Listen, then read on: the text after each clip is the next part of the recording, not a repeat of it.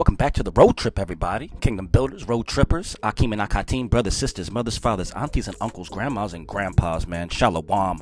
Shalom. Shalom. Peace and blessings to each and every single one of you, your homes, your dwelling places, your children, your loved ones, friends, and your pets, man. Little fur babies, little fur knockets. All right. Had a little mistake on the last chapter when I was reading. I was doing one of my transitions. I forgot to change it to chapters 3 and 4. That's why you'll see around like 3 minutes and 30 some seconds, you'll see it still say chapter 1 and 2. So I put it in the comment there. My mistake, moving too fast. You know how it goes sometimes. Anyway, it's good to have you all back here at the road trip. It's good to have you, man. All praises to the Most High. All praises to Yahweh, man. That's right. Glory to Yahweh Shai. Honors to the Ruach HaKodesh. And my love and my respect goes out to y'all. That's right. All my family and friends out there. That's right. That's right. We all here together doing this reading. All right, man. So right now we're back in the second book of Maccabees, the book of second Maccabees. We're going to do chapter 5. It looks short enough that we can probably squeeze 5 and 6 together. And that's a pretty good pace, right? There's only 15 chapters in this one, so after we finish this next chapter, we're like a third of the way through this book, which is pretty cool, because I think we're going to be going to Esdras next. I think it's Esdras. Yep, first Esdras is after this one, so we'll be hitting that one up. All right, I'm excited about it. What about y'all? You know what I'm saying? I got time. You got time? I got time. I got plenty of time. No further ado, go ahead, get your scrolls out. We're going to go ahead. This is going to be Second Maccabees, chapter 5, and possibly 6. We'll see what we can do. All right? All right. Chapter 5. Let's begin.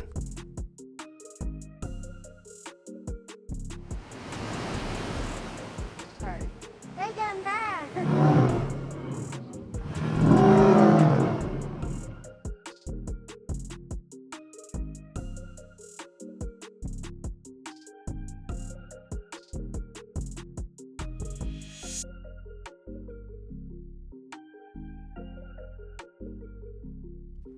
Chapter 5, and it reads, Now about this time Antiochus made his second inroad to Mizraim, and it so befell that throughout all the city, for the space of almost 40 days, there appeared in the midst of the sky horsemen in swift motion, wearing robes and wrought with gold, and carrying spears equipped, and troops for battle, and drawing of swords, and on the other side squadrons of horse in array, and encounters and pursuits of both armies, and shaking of shields, and multitudes of lances, and casting of darts, and flashing of golden trappings, and girding on of all sorts of armor. For that reason all men implored that the vision might have been given for good. But when a false rumor had arisen that Antiochus was deceased, Jason took not less than 1,000 men, and suddenly made an assault upon the city. And those who were upon the wall being routed, and the city being now at length well near taken, Menelaus took refuge in the citadel.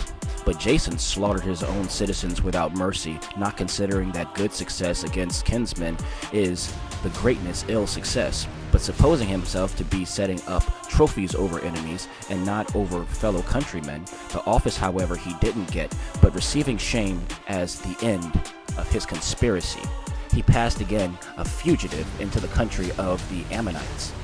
At the last, therefore, he met with the miserable end, having been shut up at the court of Aretas, the prince of the Arabians, fleeing from city to city, pursued of all men, hated as an apostate from the laws, and held in abomination as the butcher of his country and his fellow citizens. He was cast out into Mizraim, and he that had driven many from their own country into strange lands perished himself in a strange land, having crossed the sea to the Lacedaemonians, as thinking to find shelter there, because they were near of kin.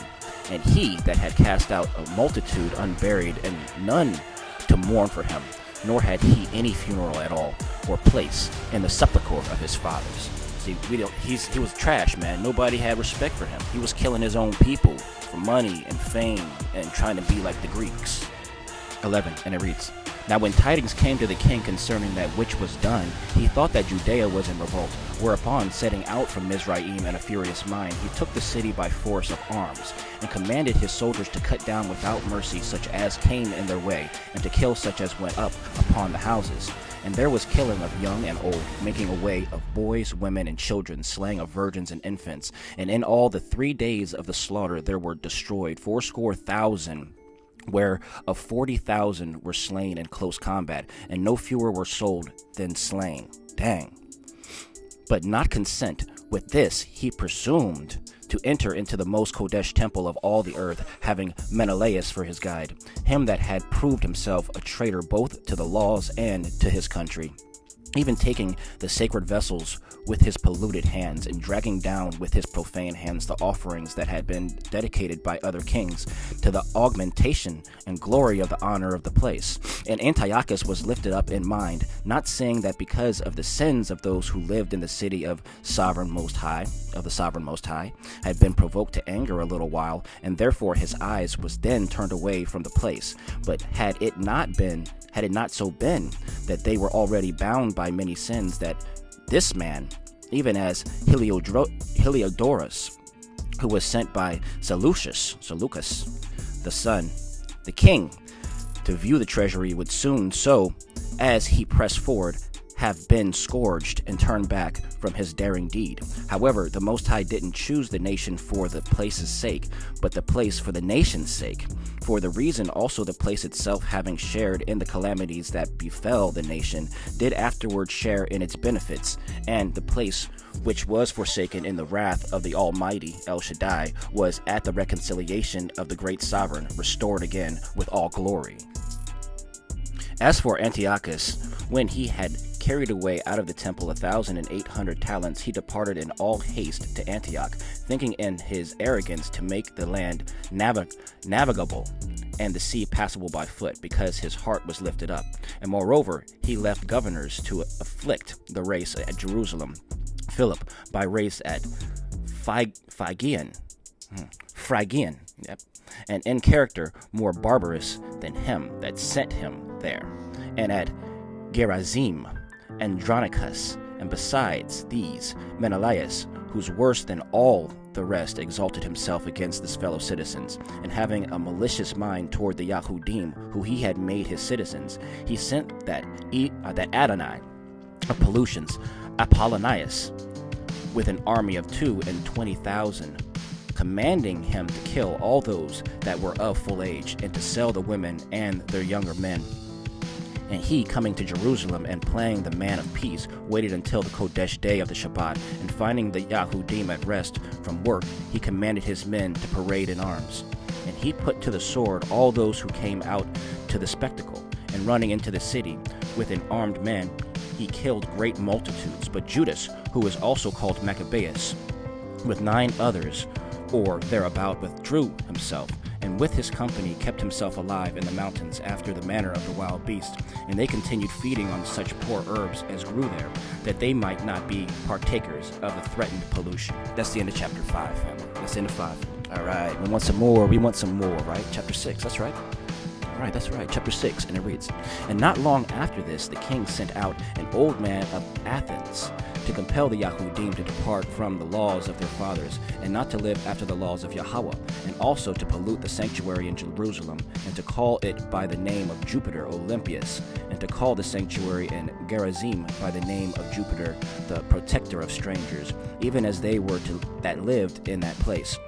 But sore and utterly grievous was the visitation of this evil, for the temple was filled with riot and reveling by the heathen, who dallied with prostitutes, and had to do with women within the sacred precincts, and moreover brought inside things that were not befitting.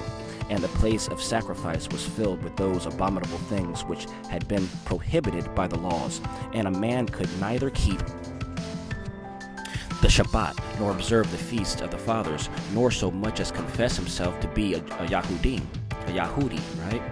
And on that day of the king's birth, every month, they were led along with bitter constraint to eat of the sacrifices. And when the feast of Bacchus came, they were compelled to go in procession in honor of Bacchus, wearing wreaths of ivy. A decree went out to the neighboring Greek cities by the suggestion of Ptolemy, that they should observe the same conduct against the Yahudim, and should make them eat of the sacrifices, and that they should kill such as didn't choose to go over to the Greek rites. So the present misery This is the Hellenization, pay attention. So the present misery was for all to see. For 2 women were brought up for having circumcised their children, and these, when they had led them publicly around the city with their babies hung by their breasts, they cast down headlong from the wall, and others that had run together into the caves nearby to keep the 7th day, secretly, being betrayed to Philip, were all burned together, because they scrupled to defend themselves from regard to the honor of the most solemn day. I implore, therefore, those that read this book, that they be not discouraged because of the calamities, but account that these punishments were not for the destruction, but for the chastising of our race. For indeed, that those who act impiously be not let alone any long time, but immediately be with retribution, as a sign of great beneficence. Yeah, that's right. Yeah, beneficence. For in the case of the other nations, the sovereign Most High does with patience forbear, until he punishes them when they have attained to the full measure of their sins, but not so judged as he touched us, that he may not take vengeance on us afterward when we come to the height of our sins. For that reason he never withdraws his mercy from us, but though he chastens with calamity, yet does he not forsake his own people. However, let this that we have spoken suffice to put you to remembrance. But after these few words we must come to the narrative. Eleazar, one of the principal scribes, a man already well stricken in years and of a noble countenance, was compelled to open his mouth to eat swine's flesh, but he welcomed death with renown rather than life with pollution, advanced of his own accord to the instrument of torture, but first spat out the flesh, coming forward as men ought to come, that are restitute to repel such things as not even for the natural love of life is it lawful to taste, but those who had the charge of that forbidden sacrificial feast took the man aside, and for the acquaintance which of old times they had with him, and privately implored him to bring flesh of his own providing, such as was befitting for him to use, and to make as if he did eat of the flesh from the sacrifice, as had been commanded by the king, that by so doing he might be delivered from death, and for his ancient friendship with them might be treated kindly. But he, having formed a high resolve, and one that became his years and the dignity of old age, and the gray hairs which he had reached with honor, and his excellent education from a child, or rather that became the Kodesh laws of Yahweh's ordaining, declared his mind accordingly, bidding them quickly send him to Hades. He'd rather choose death than back off. All right, 24. For it becomes not our years to dissemble, said he, that through this many of the young should suppose that Eleazar, the man of 80 years and 10, had gone over to an alien religion. And so they, by reason of my dissimulation, and for the sake of this brief and momentary life, should be led astray because of me. And so I get myself a pollution and a stain of my old age. For even if for the present time I will remove from me the punishment of men, yet will I not escape the hands of the Almighty El Shaddai, either living or dead. For the reason, by manifoldly parting with my life now, I will show myself worthy of my old age, and leave behind a noble example to the young, to die willingly and nobly a glorious death for the reverend and Kodesh laws. And when he had said these words, he went immediately to the instrument of torture.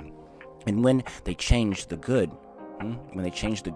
will, they bore toward him a little before into ill will, because these words of his were, as they thought, sheer madness.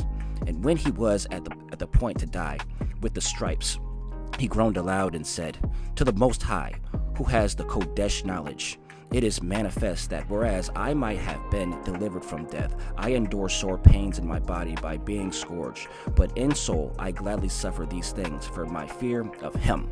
So this man also died after this manner, leaving his death for an example of nobleness and a memorial of virtue, not only to the young, but also to the great body of his nation. And that's the end of chapter 6. Hallelujah.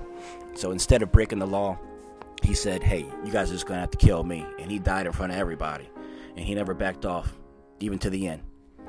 Man, that's tough. All right, man, that's a good one. All right, y'all. So we're going to catch back up on chapter 7 on the next one, 2nd Maccabees. Thanks for riding along with me, man. Shalom, shalom, peace and blessings to all of y'all. Catch y'all real soon, man. All praises to the Most High. Love you. See you soon. Yeah.